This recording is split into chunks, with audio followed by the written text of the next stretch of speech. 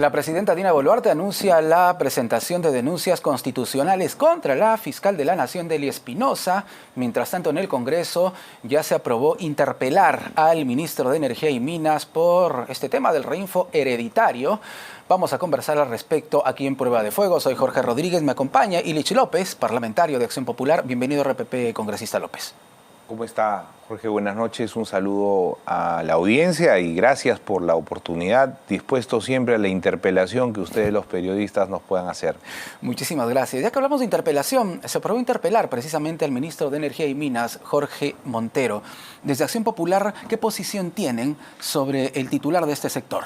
Nuestra posición ha sido clara desde un principio. Primero, consideramos que en el nuevo gabinete, con el señor Arana a la cabeza, no ha debido de juramentar un ministro que tiene en las espaldas un hecho tan terrible como el de Patás, ¿no?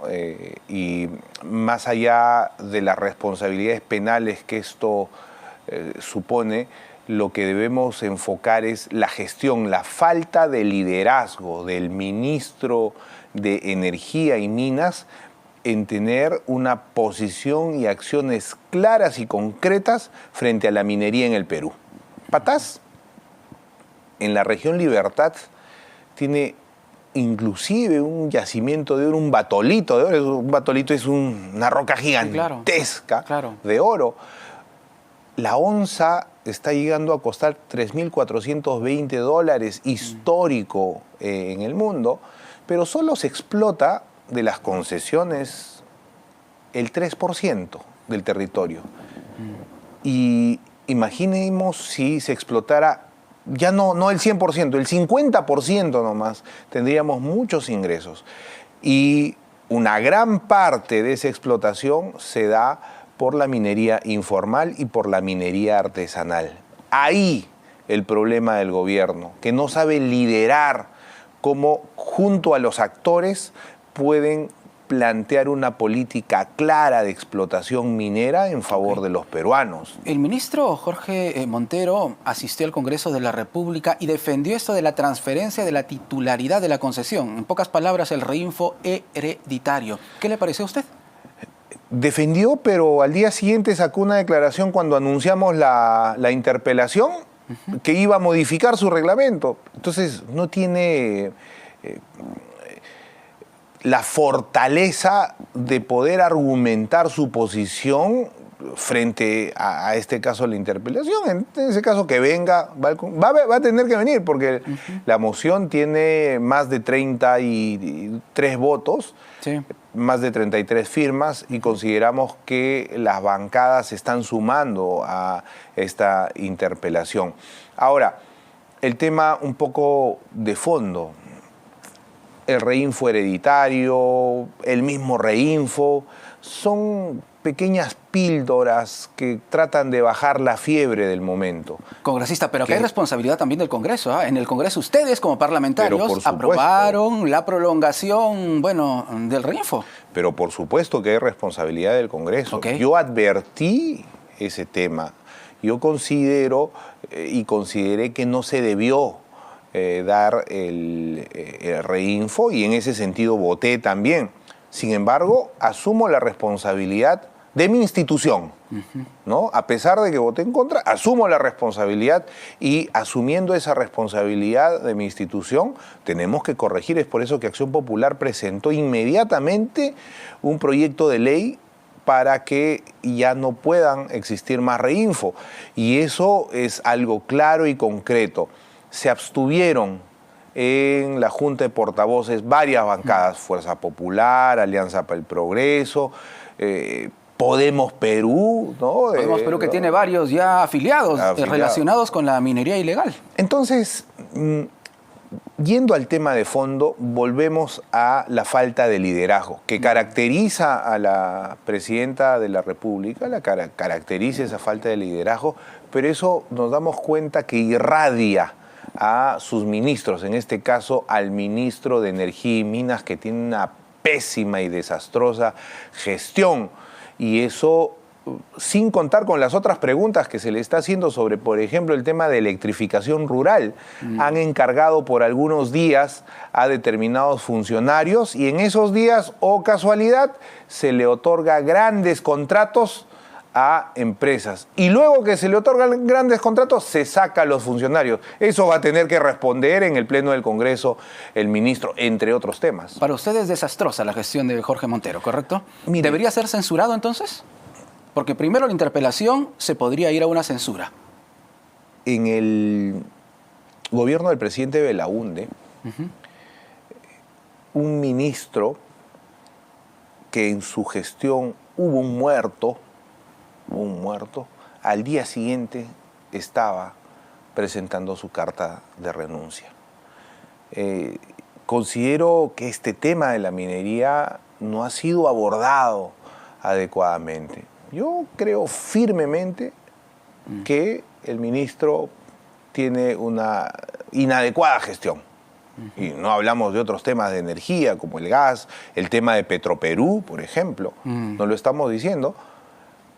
Sin embargo, hay que seguir el procedimiento democrático que es la interpelación. Vendrá a exponer las respuestas cuando esto llegue a una votación y de acuerdo a ello se seguirán los procedimientos. Esperemos primero la interpelación, después hablaremos de la censura si es necesaria. Considero que sí, sin embargo, vamos a esperar las respuestas. ¿Para usted sí sería necesaria la censura entonces? Sí, yo inclusive planteé en la bancada que no se lleve el tema de la interpelación, que sino de frente a una censura. De frente a la censura. Entonces, esta situación definitivamente tiene que ser respondida en un sector tan importante. Mire, 18.000 millones de soles este año ha recaudado la minería.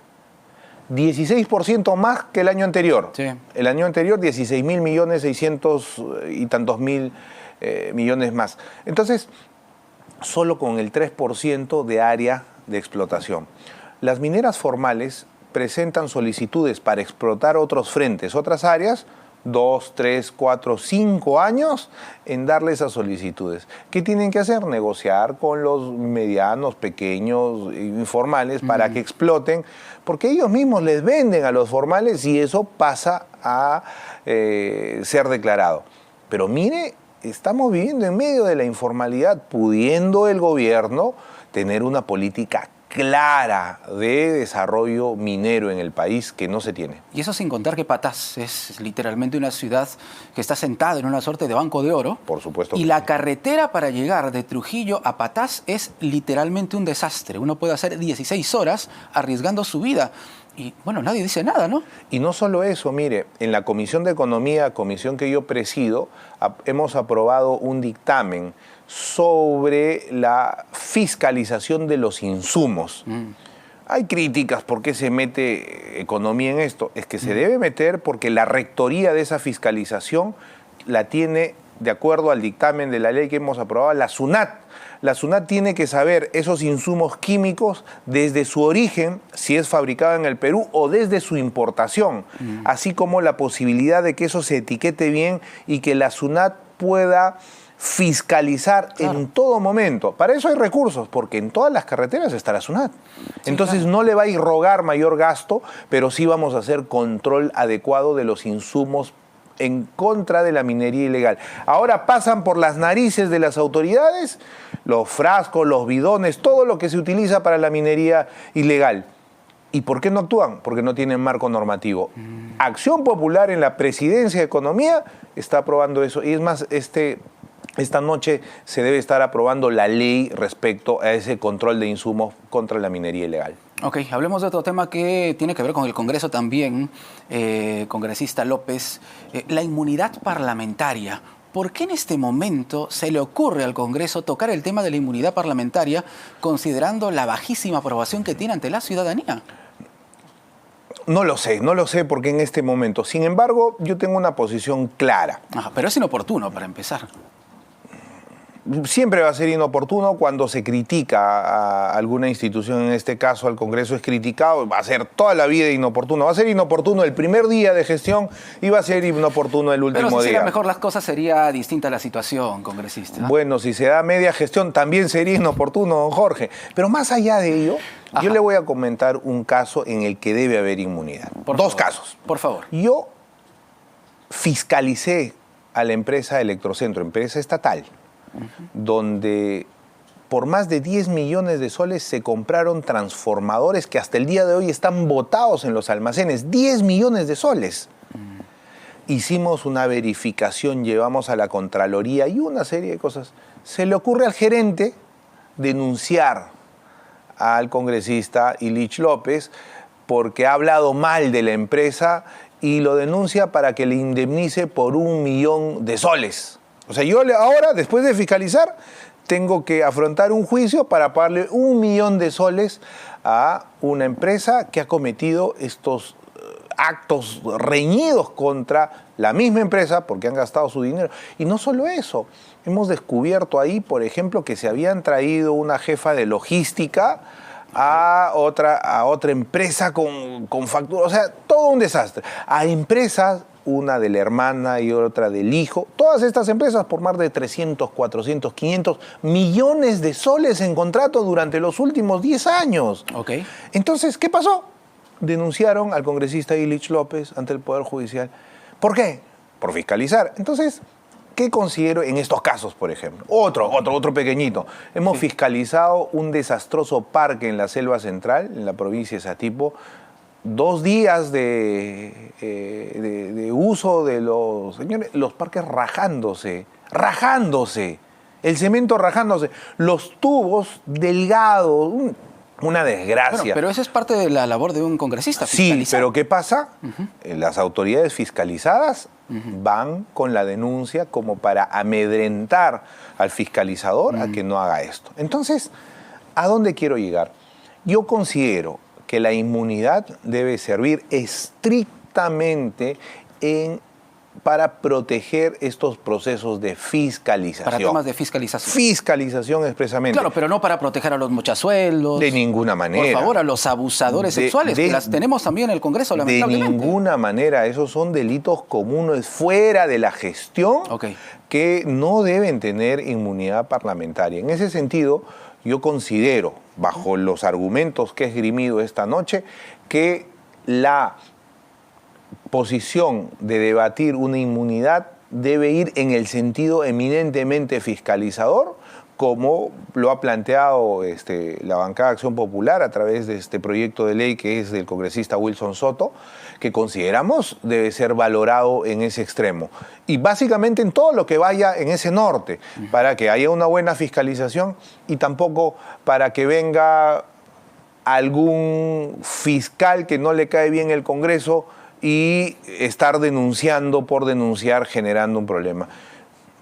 Hay denuncias de parte del Ejecutivo, de la Fiscalía, que le hacen daño al Estado. Claro, ¿no? Hacen falta 2 legislaturas, ¿correcto? 87 votos en cada Esta que termina sería una, la que empieza en agosto, y la última que empieza en marzo hasta el 2026. Porque si no... Julio del 2026. Si no, se irían a consulta popular. Y usted conocerá que en consulta popular definitivamente eso no va a pasar. Gran parte de la ciudadanía no va a aprobar la inmunidad parlamentaria. La política en el Perú, tiene varios matices. Yo considero que si se explica de una manera adecuada alguna intención y puede ir a consulta popular, la democracia va a definir que sí o que no. Yo no sé si ¿Usted cree que la ciudadanía va a aprobar en consulta popular la inmunidad parlamentaria? ¿De verdad lo cree? Si usted le pregunta a los huancaínos qué le pareció la fiscalización que le hicimos a Electrocentro y a la Selva Central, qué le pareció la fiscalización que hicimos a Electrocentro y sobre todo el compromiso que se cumplió, que en sus recibos de luz ya no aparece el IGB. Es una labor fiscalizadora entonces, que, correcto, se tiene que realizar. Entonces, cuando se explica de esa manera, por lo menos se genera el debate. Yo no sé qué sea el resultado, pero el debate puede decir varias cosas. Entonces, para que quede claro, en agosto podríamos saber si se aprueba o no la inmunidad parlamentaria. Yo no estoy en la Comisión de Constitución, sin embargo, ya hay dictamen. Hoy lo pueden poner a debate en el Pleno, mañana sería la primera legislatura y después la segunda. Sin embargo, tiene que ser esto muy pensado, determinado Habría que hilar. Sí, es más, inclusive para que no sea criticado, tendría que explicarse lo que acabo de mencionar claramente, ¿no? En qué casos debería darse esa inmunidad, porque hay cada situación en el Estado que merece hacer una denuncia y que muchos no denuncian por represalias, no solamente el tema de los parlamentarios, de repente regidores que los apabullan, los amenazan, no sabe lo que pasa. Entonces, esa fiscalización debe fortalecerse. Correcto. Vamos a otro tema. En las últimas horas ha llamado la atención el hecho de que el Ejecutivo está protegiendo, como si se tratase de un tesoro, la información sobre el aumento de sueldo de la presidenta Dina Boluarte. Han dicho que eso no se puede revelar. ¿Cómo lo ven desde el Congreso? Quien haya dicho eso, creo que no conoce la función pública. Lo dijo el Premier, Eduardo Arano. Lamentablemente, si eso ha mencionado en esos términos, que yo no lo he escuchado, y lo he hecho, considero que no conoce en ese extremo la función pública. ¿Por qué? Hay políticas públicas de transparencia, inclusive hay una ley de transparencia. Claro. ¿No? Entonces, ¿qué quiere decir? ¿Qué enmarca? ¿Cuál es el objetivo de que haya transparencia? De que los temas de Estado, que las decisiones públicas sean de conocimiento público. Y sobre todo temas fundamentales. Y creo que acá, nuevamente de parte del Ejecutivo, se comete el error de tratar de esconder algo. ¿Sabe qué? Eso lo deben poner sobre la mesa y en debate nacional. ¿Por qué? Porque las remuneraciones en el Estado peruano son eminentemente desordenadas, mientras que un jubilado, profesor, gana entre 600 soles, puede haber un asesor que gana 19.000, 20.000, 30.000 soles. Jefa de una oficina en el Congreso que gana 19.000. 19.000 soles. Ejemplo. Mientras que la presidenta de la República gana 16.000, hay un viceministro, un secretario general que gana 25, 30.000 soles. No hay una coherencia respecto a los sueldos dentro del Estado.